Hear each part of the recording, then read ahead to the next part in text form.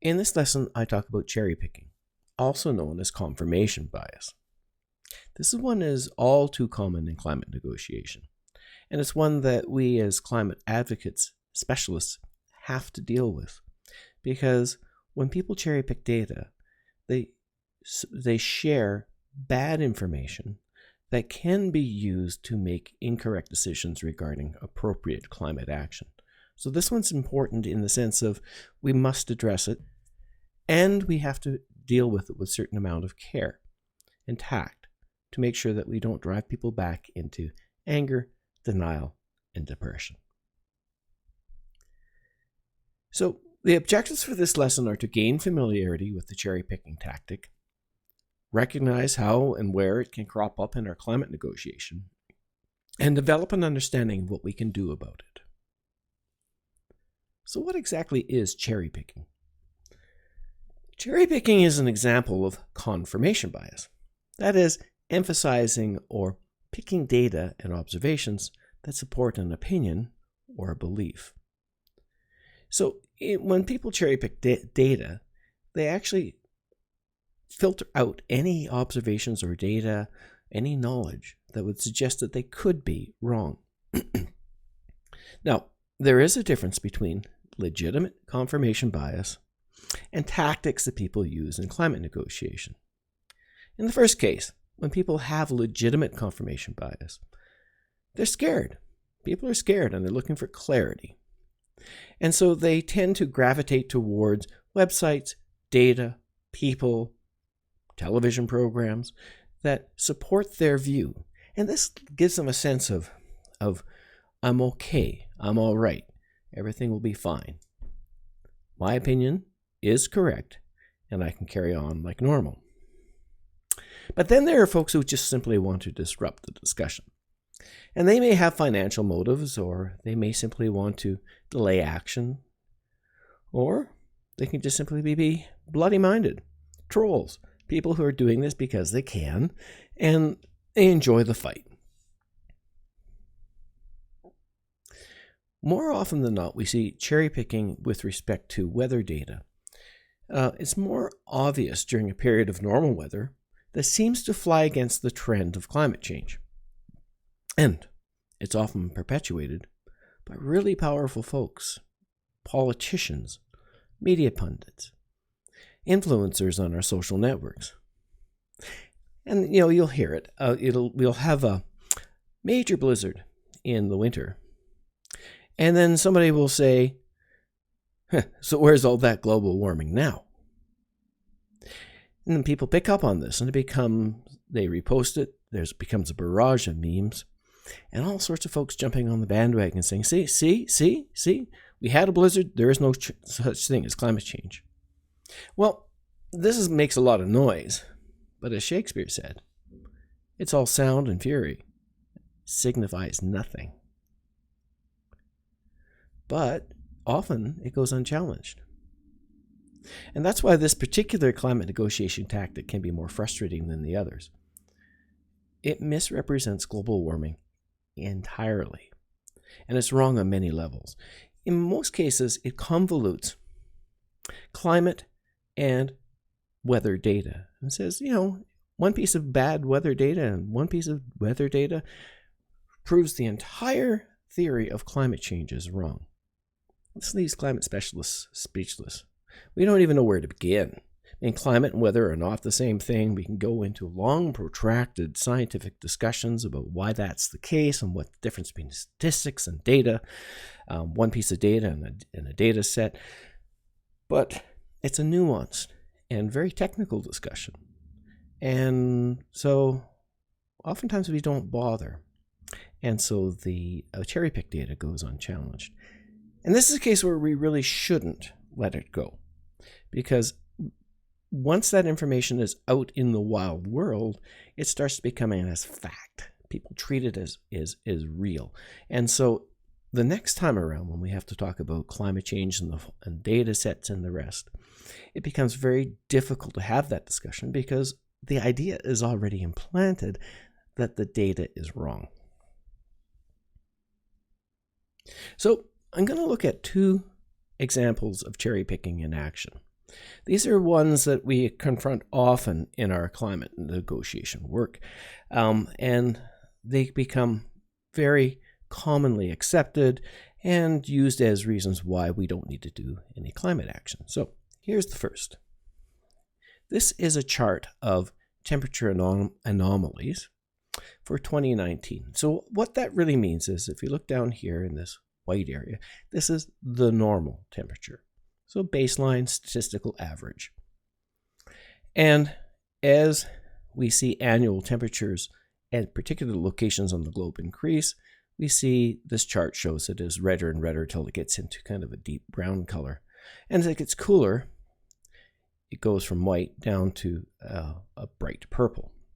Now we look at the globe and we take a look at annual 2019 over North America. And over most of North America in 2019, we observed that temperatures were slightly below normal or normal for the entire year. And this got picked up by climate skeptics and media saying, where's all that global warming? See, we're having a cooler than average temperature this year, and that just flies on the face of climate change, and the theory is incorrect. But you'll notice we call it global warming. Not Alberta warming, not Ontario warming, global warming. And if we look at the globe as a total, at the same time, Europe wasn't having that great a time. They were seeing temperatures upwards of 4 degrees Celsius above average. So they were experiencing some heat waves that were causing a lot of devastation at the time. And if we look at the Arctic, we can see that we're actually getting in, pushing upwards of 6.5 degrees Celsius temperature anomaly in 2019. Nonetheless, in North America, we saw this, a lot of people saw this, as an indication that global warming is not real because we're seeing average or less than average temperatures that year. But let's put some context on that. Let's go back 3 years before that. In that time frame, North America wasn't cooler. We were experiencing the heat waves, and that cooler spot is now over the North Atlantic somewhere. Arctic is still seeing the same sort of high temperature issues, but in fact, overall, North America and the rest of the world that year were seeing much higher than average temperatures. So we need to place this in context. So if we just cherry pick and look at 2019, we could construe from cherry picking not only the year, but the location that there is no global warming. And that's what a lot of times the skeptics will do. Here's another example. Now, in this chart, we're looking at the global average surface temperature for a given year from 1970 to 2015. And the surface temperature is above the same sort of things, above the mean, here, above or below the mean for the period. And we take a look at, again, how the globe has warmed over that period. Now, starting with the baseline in 1970, we can see that, not a lot. But over the period to 2015, we're seeing a temperature change of roughly 3/4 of a degree Celsius. And what we would do as climate specialists is we would look at a regression curve for the data, a line in this case, that plots all the way from 1970 to 2015. And we need to do this because the data is messy. It's up, it's down. It depends on, there's a lot of factors that it depends on. So we have to accommodate a lot of factors. And so we look at a large set of data over a long period to project what is happening in terms of global warming. And indeed, this shows that in that period between 1970 and 2015, we're seeing roughly 3/4 of a degree Celsius. Well, how does the climate skeptic look at this? And I've seen this many, many, many, many times. And the most recent one commonly is people arguing that between 2005 and 2015, the global average temperature has actually gone down. And in fact, if we use only the data for that period, 2005 to 2015, and we plot it and do a regression analysis, there is a slight decline in temperature. But I've been at this for a long time, And I've heard the same claim made for 1997 through 2005, and for 1987 through 1997, and so on. And in each time frame, the data, which has been cherry-picked, shows a slight decline in temperature for that period. But if you look at the entire data set, and this is exactly the same data set I showed you previously, it's going up, not going down. And in fact, what we've got here is almost like a staircase going up over the period, which is something that the skeptics don't tell you. So they've cherry-picked the data to make their point. They've ignored the bulk of the data, and each decade or so, they change the cherry-picked data to argue their point. But if they include all of the data, even from their previous low temperature claims, it's not true. But it is accepted as being true by a lot of folks. And that is indeed the problem with cherry picking, is it creates an impression, using data, that these erroneous conclusions are correct. And that's why we do peer review. It's hard work to avoid cherry picking data, especially in a science and applied science. I mean, we find it very difficult because we're all human. And we want to be right. And so we tend to have a tendency, confirmation bias, honest confirmation bias, to pick data and observations that support our perspective. And that's why we use peer review. And we put our work through a peer review process where we have to defend the work and demonstrate that indeed there is no confirmation bias in the results. And while this isn't perfect, I contend that it's better than a self-proclaimed expert with a bias and a blog. Unvetted data is dangerous data, and we have to be very careful with that. No matter how good a scientist a person is, we are all subject to confirmation bias, and that's why we need to do peer review. Well, all is not lost here, because cherry picking is actually a symptom of bargaining. It's a sign of progress. Basically, folks are saying to us, hey, I'll show you my data, and then you can show me yours, and we can have a discussion about that. Honest people with real confirmation bias are having that kind of perspective. But we do have to be careful, because trolls use this tactic to derail our discussion. And then they try to draw us into a meaningless debate. And I've seen this often in social media. They'll try to bait us with loud public complaints saying the climate specialists are cowards and we're afraid to debate the science. See, they're running away. They're afraid to debate the science. But they miss the point. Because science is not a debate. It's a process. Now, here's the problem. As specialists, often we will take the bait because, being called a coward is a personal attack and we want to defend ourselves. So we fall into the trap. And then we find ourselves in a meaningless discussion with folks who really don't care what the truth is. They just want to keep us occupied and not doing real work. So let's not fall into that trap. But we have to remain civil. And we have to be open to dialogue with folks who are honestly bargaining. Now, sometimes I get this right.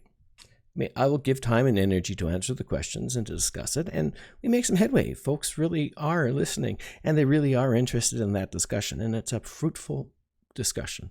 And that's a really affirming scenario. However, sometimes I get this wrong. And then I'll find, I'll present the correct data, show how the entire data set works, and people just stick to it, and they just kind of draw you further and further into this debate. And you can find this even with friends on social media when they start to do that. But so basically, this is a situation where we're being trolled, and the cure is to walk away. So do's and don'ts. We do have to stay open listening, and we have to be patient and stay on topic. And really, especially in this case, we have to understand our own position, know our core messaging. And finally, we have to start seeking common ground and use all the data. Don't just debate around the cherry-picked set. And we have to provide perspective on that. We can't get angry.